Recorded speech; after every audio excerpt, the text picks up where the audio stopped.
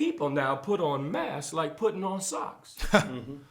Like it's getting. But I ain't never getting brother, used to that. It's getting dressed. Now, let me say this. If the narrative was true that like there really was a pandemic And the it really mask will helped. help you, and it really, brother, I'll put on a mask. I For the have sake no of problem. my fellow human beings. I have no problem with a mask whatsoever. I have no problem. I don't want to get ill.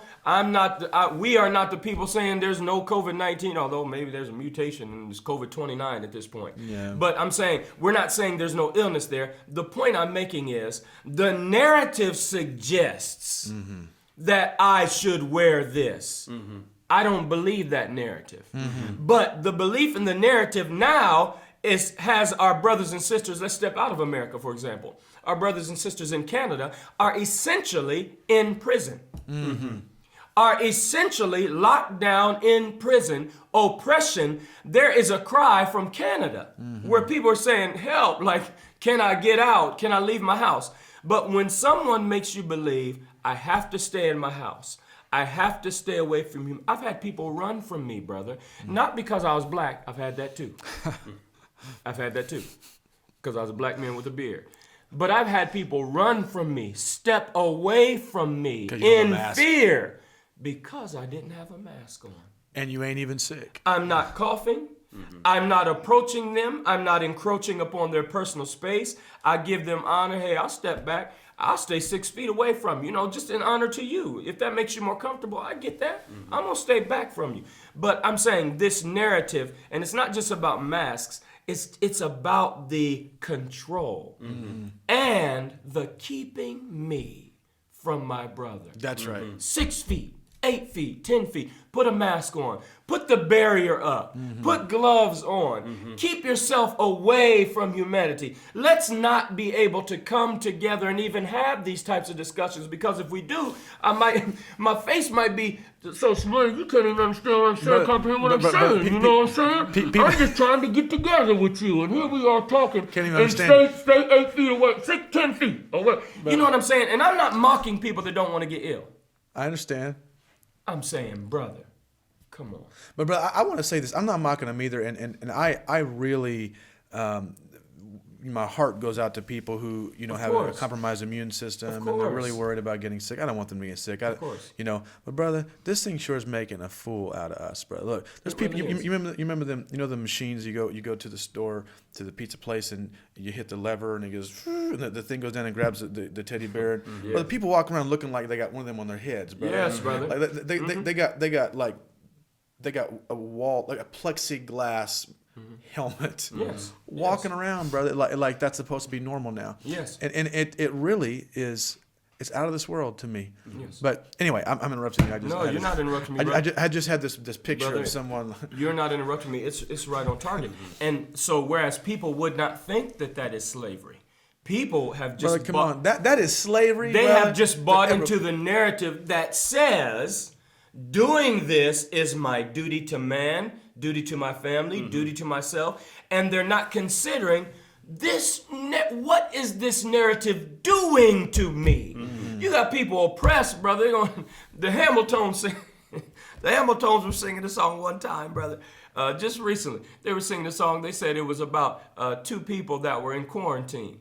I don't know if that's how why they wrote it originally, and I'll do my best to represent them correctly. They can represent themselves. Yes, sir. But they were singing a song, and they were saying this about two people in quarantine, and they were arguing until the lady said, "I'm just leaving. I'm sick of you. I'm sick of this. I'm sick of the circumstance, and I'm leaving." People are getting tired of it. They don't say who's committing suicide. Right. They don't say anything about the divorces. They don't say anything about the fighting. It's a mass confusion because I bought into a narrative. Now, if I step away from the narrative, I still don't want to get ill. Sure. I'm still going to wash my hands. I'm still going to keep my distance if someone is ill. People deserve their personal space.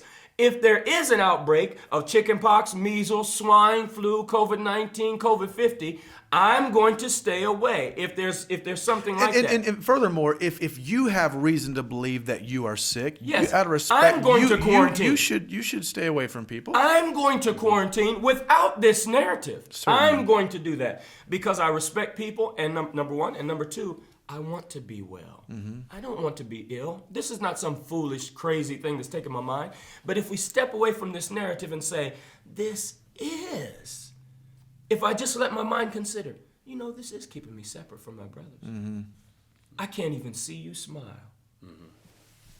I can't even read your. What are you saying to me? And that's not an accident. Like I'm saying, I can't even see you. I don't know. I don't even know. Brother, it used to be if I wore a mask and walked into a public place like that, I'm immediately the stranger.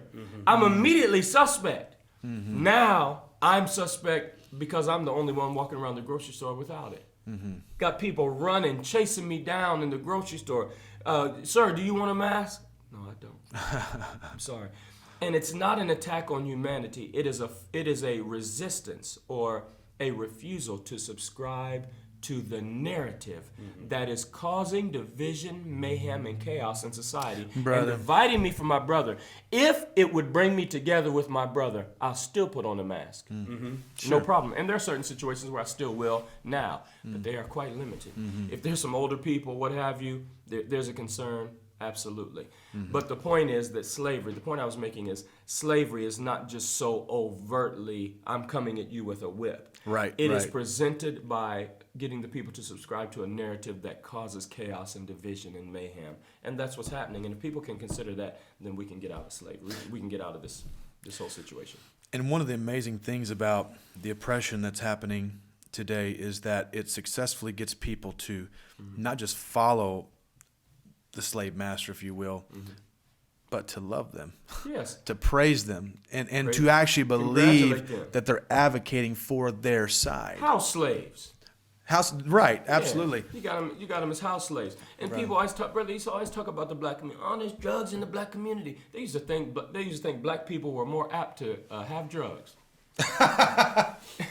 Tupac more said apt to one have time, them. yeah, more apt to have them and get high. Tupac said, oh no, black and white people are getting high tonight. Okay, so now, there's a problem with the prison industry. Black people, black people are in the system. They're in the law enforcement system. I feel like saying, nah, brother, you on house arrest too.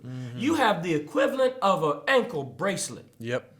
You can only go so far, and you're capitulating with that. And they tell you what to do. They tell you what to wear. They tell you how far you can go. Brother, you got people in cars, in their own car, wearing masks with the windows up. By themselves with the window up in their personal vehicle that they have already germified with their own germs. It's their vehicle wearing their mask. You got people out in the, am I too loud? No, brother. You got people out in the broad sunlight, breeze blowing, clean, crisp air, with a mask on, brother. You have people running from people. You have people chasing people down, talking about them, oppressing them, calling the police on their neighbors. Calling the police on my neighbor over the belief. It's a belief. Over the belief that they should wear a mask. Brother, I would put the mask down just in rebellion to that and trust God to help me. If you don't believe in God, I'm trusting the higher power. You don't believe in higher power, I'm trusting karma and the energy of good to prevent me from, brother, I'm being for real, to prevent me from getting the illness. But I'm not going to be divided from my fellow man. Now, if somebody wants to wear a mask, by all means wear one. I would just say wear one because of what you personally believe. You might have personal health concerns. You may have an older parent, etc. But do not subscribe to a narrative that causes us to be divided. And that's the whole point. And extreme social separation and the separation of people is a worse pandemic than any virus.